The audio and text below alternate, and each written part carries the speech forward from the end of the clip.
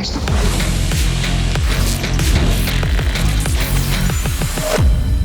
We all strive to be associated with winners, whether it be for fun and games, a job, or a professional race team. Like most sports, Supercross has a silly season, when a lot of time and effort goes into riders choosing new teams and teams choosing new riders.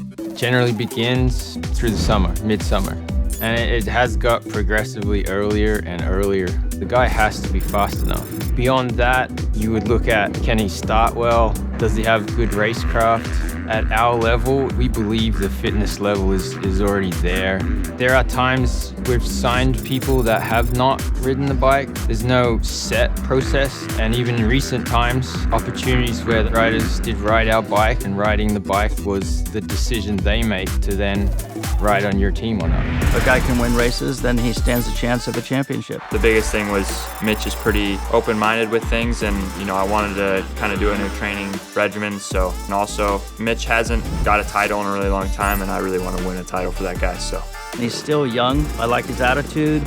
He seems really happy right now, so I'm very satisfied with that. The bike is at the end of its generation, which is usually when it's at its best. So that's something that you really want to look forward to. And my uncle and my dad, of course, raced for Mitch, and just having that little bit of a connection, I think, has helped feel a little bit more at home. When I watch him ride, to me, there's something there. Like, I think he's got really good technique and bike skills, and I think you're going to see really good results from him. I think what lacked was just the confidence in myself and believing in myself. So now, doing what I'm doing as far as the training side goes, I think I'm going to have a little more confidence in myself. The bike's felt really comfortable for me in my riding style right away, so I've been able to put a good amount of laps on a solid, consistent setting without changing too much. This year is going to be a good year for me. I feel a breakout coming, and I just want to live up to the expectations of Mitch and my dad.